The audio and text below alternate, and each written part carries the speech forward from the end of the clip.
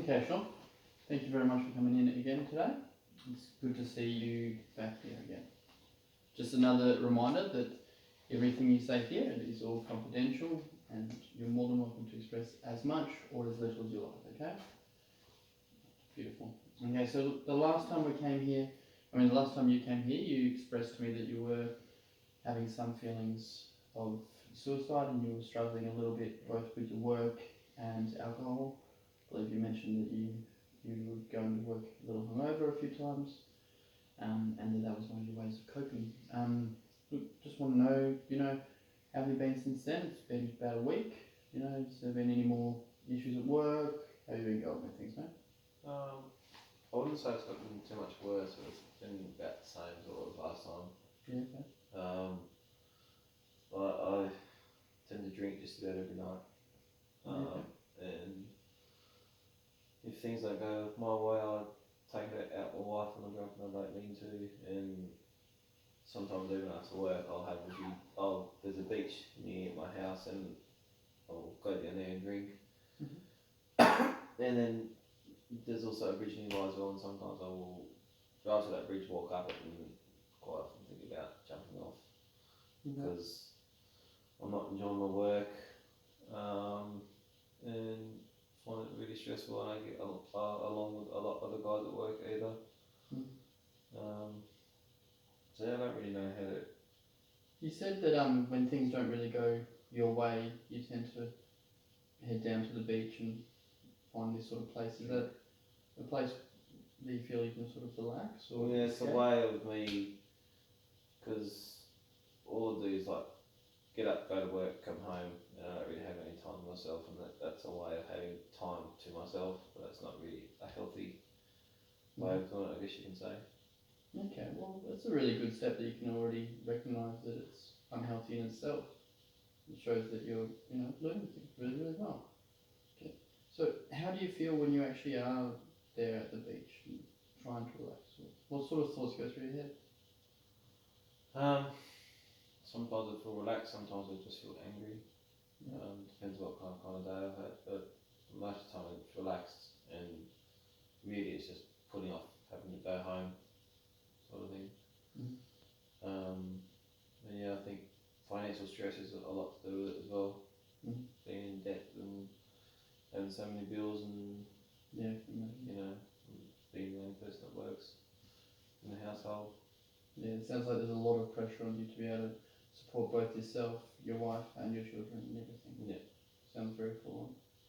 So I imagine this is a bit more of a way to escape. Yeah. Yeah, okay. Have we thought of implementing any other sort of strategies perhaps? I've tried keeping a journal. Okay. But I've never seen anything good to write in it, so I try to avoid doing that if I don't have anything good to write in it, but I do try. So what do you mean you never really have anything good to write in it? What do you write in it when you do?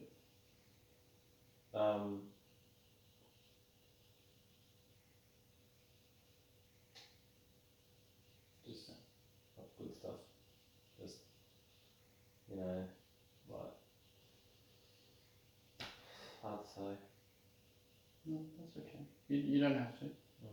I understand that you said everything is a little bit of a struggle at times. So I'm hoping that this week we can try and discuss a different sort of alternative to drinking. Like, I don't want you to think that we're going to set bars way up here. You're not going to stop drinking. You're not going to stop having those thoughts. And sometimes life will be difficult. And one analogy I like to use sometimes is, I've got my hand, it's always going to be here, part of me, yeah? Sometimes it's going to be just here, sometimes right in front of my face, so I can't see anything at all. Sometimes though it can be behind my back. It's always going to be a part of me, okay? Sometimes we experience some things and that depression and that sadness is always going to be a part of us. But we have to remember that we can still move forward with our lives, okay? And it can still always be behind us. Instead of the alcohol, maybe we could try and discuss some safety plans and maybe even some self-soothing techniques. Don't know if you've ever heard of it before, but there is self-soothing techniques where we just look at vision, hearing, smell, taste, and touch. Okay. So I know you mentioned that when you go down to the beach and you start to have different thoughts, and considering committing suicide, perhaps we could try and recognising first vision, just look around you and what you see, So when you go down to the beach, what's the main reason you choose that spot? I don't know, it's like, can't explain, it's like the look of the water. Yeah. And the waves, I guess. It's not often that I'll get out of the car and go for a walk on the beach, I just sort of tend to sit in the car and drink. Yeah, okay. So do you get out and actually breathe in the air, or do you prefer to just stay in the car? Stay in the car. Sometimes I want a window down. Okay. It's not far from my house either, so. Do you ever get out and actually walk along the beach? No, like it's weird because I live like 5 minute walk from the beach and I never go there. But yeah, I go there in my car, but I never go there to like even, I guess you could say, enjoy it. What it's meant to be enjoyed for. But yeah. No, that's okay. Maybe next time when you go down to the beach, or even just feeling a bit down, you can just take some time to notice what's around you, to try and avoid going further. How often have you had those thoughts?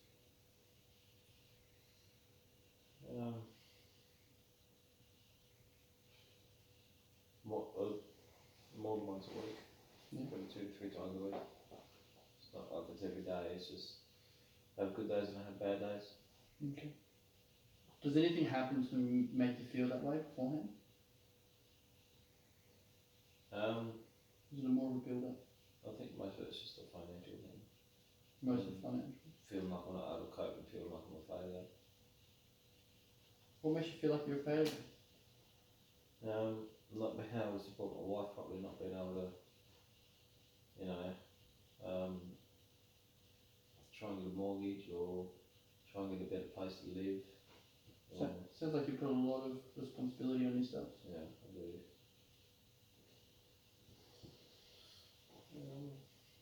No. And I'm not really happy with where my life's gone as it is. Like I'm 27 and I'm doing a lot of, my job's not very good. I haven't really made much of myself. But, yeah.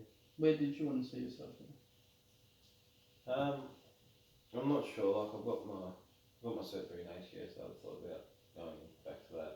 Yeah. But I just haven't got the opportunity to. Yeah, okay. What do you feel is standing in your way? Myself, really, just putting the effort in and actually applying for jobs in that field. Yeah, okay. Yeah, like the job that I've got now, it's sort of steady income, even though it's not a very good job. Yeah. It's a job that you need but you don't really enjoy. Yeah. Yeah, okay. So maybe we could also look at another little technique, where you are now, where you desire to be in about 5 years' time. Would you say it's a little bit different? 5 years' time, I'd probably like to have at least one child, I think. But I need to get myself better first before I even think about doing that.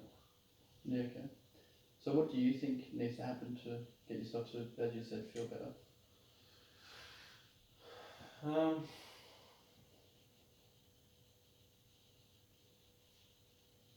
Probably just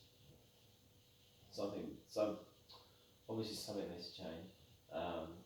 Probably, I don't know, maybe a different job might help, something that I actually enjoy, because where I work, the guys that have been working there for a long time, they seem to just keep talking amongst themselves and don't let anybody in, and it makes it, hard, and people always put me down all the time saying I'm not good at my job.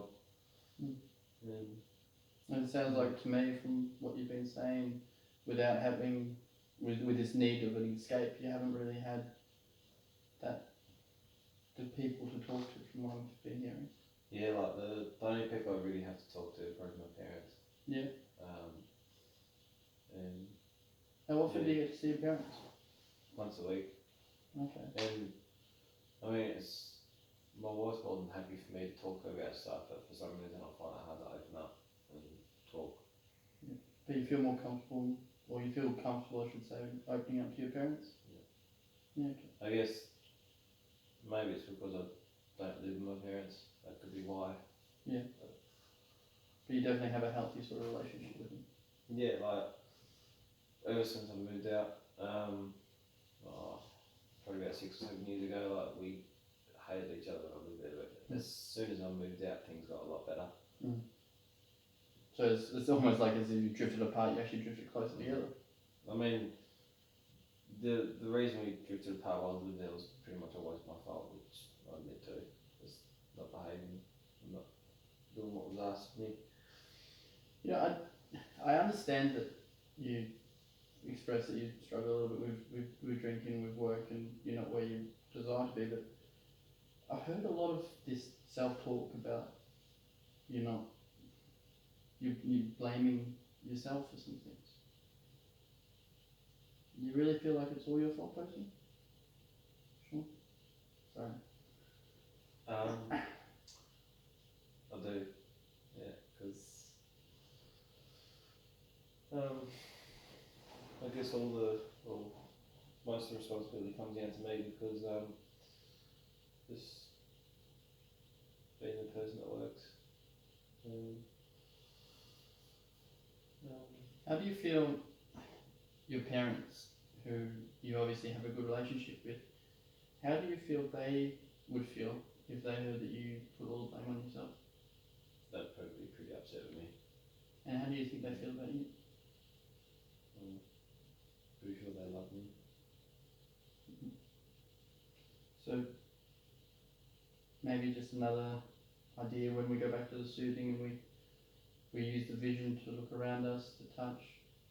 Maybe we can also take some time to think,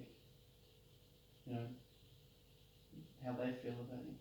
Like when I have had the suicidal thoughts before, the main thing that stopped me every time is the fact I've got a little sister. Oh, And I think about how upset she would be if I wasn't around anymore. She looks up to you a lot? That's really nice. Alright, so I think what we're going to do now is we're going to, if it's okay with you, maybe put together a bit of a safety plan, or a bit of a net, so next time you're going down those sort of thoughts, you can consider the stuff that we've talked about, the things that are important to you, but also work on a way for you to be able to move forward. You mentioned that you wanted to drink a little bit less and look for different sort of, work. So I've got a little safety plan here. The first thing it just says is, what do you need to reduce the risk of, acting out suicidal? What do you think needs to happen yourself, perhaps? As in, are there any sort of outlets that you might find may not be the right way? I've noticed I tend to only have the suicidal thoughts after I've been drinking. Okay. Not something that tends to happen before that. Yeah, I mean, sometimes, like, if I'm at work or whatever, I'll, think about it, but then when it actually comes to sort of actually going to the bridge and thinking about doing it, that's after I've been drinking.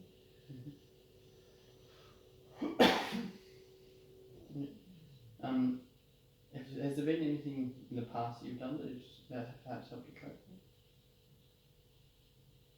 Not that I can think of, no. Okay. I haven't really sort of tried to cope with it. So it's more of a recent thing that's been happening? Yeah. Okay. So what else in your life has been happening recently that perhaps brought this on?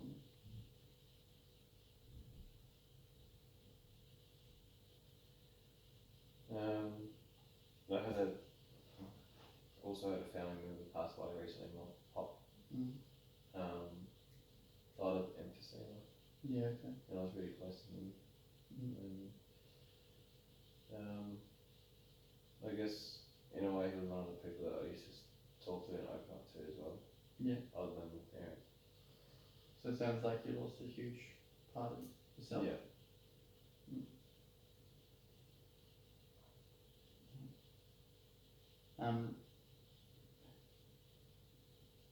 Just another thing back to the safety plan. Perhaps we could perhaps look at the self-talk as well when you're next there. I want you to try and say at least 5 things positive about yourself Okay. in the future. Maybe even before you go to work, just try and even if you can't say 5, just say 1. It's a step. You don't have to be Superman all in one day, or it's fine. 1 step at a time is perfectly fine. You're doing very well. I'm sure I can come up with 5 things good to say about myself. Alright, so I'll give you this little safety plan, and it has a few other different questions on it and things I want you to consider. Next time you are having those sort of thoughts, remember that you should be able to consider the self-soothing techniques. Just look around you. 5 things that you can just see, 4 things you can touch, 3 things you can hear. Just look around you a little bit, okay? And next time we check in, maybe we could see how much you've drunk in the next week. And perhaps is there something else you could do when you're feeling that way? Talk to someone or journal. What do you think? I guess instead of going there, I could have. Well,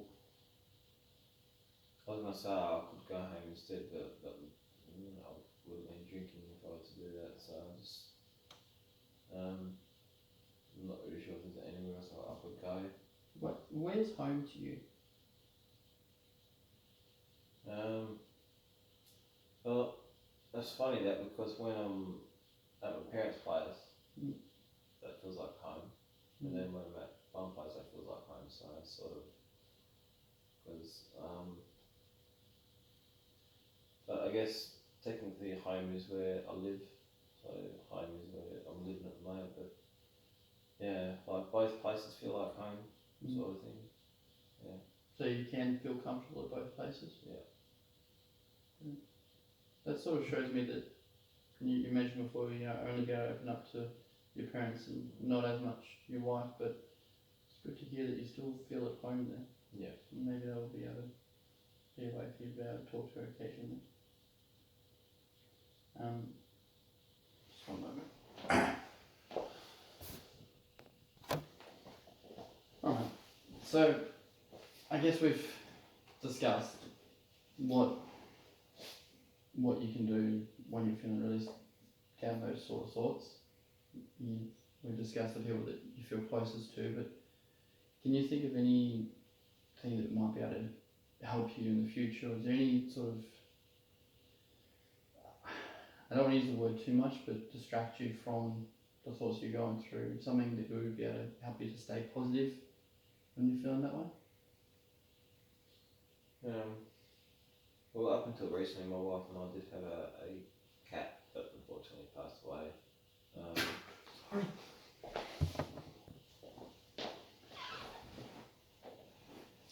Up until recently, we had a.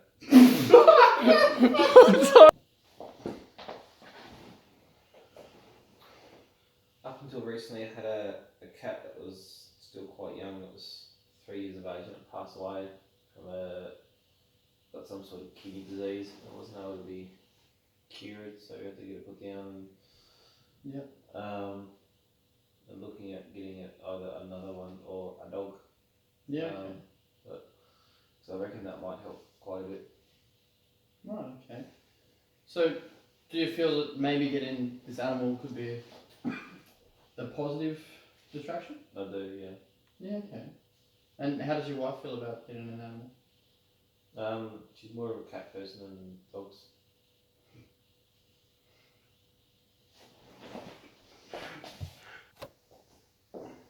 Okay. Well, just 2 take-home messages then from the session today. Perhaps you could look at getting a cat, or a pet that you feel most suited to. And I really want you to remember the self-talk technique and what you should do in that sort of situation, or actually, in fact, should do is a bad word. I don't want you to feel as though there are expectations on you to be okay, right? The feelings you're feeling are completely normal, right? You told me the other day that you lost a job before this one. You've had some difficult circumstances, all right? This is life, okay? You're more than welcome to feel this way, right? And you're not alone. Your parents are with you. I'm with you, okay? Whenever you're feeling this way, just remember that. And even more importantly, remember to say 5 good things about yourself, all right? Or even just one if you can't. Just one good thing at a time, right? And if you can't think of something good about yourself, I want you to stop and think, right? What does my mum think is good about myself? Yeah. Your mum would slap you silly if you said nothing, okay? Right. Now, take safe time with you, and we'll chat again in a week. Thanks for your time. Thanks, Tommy.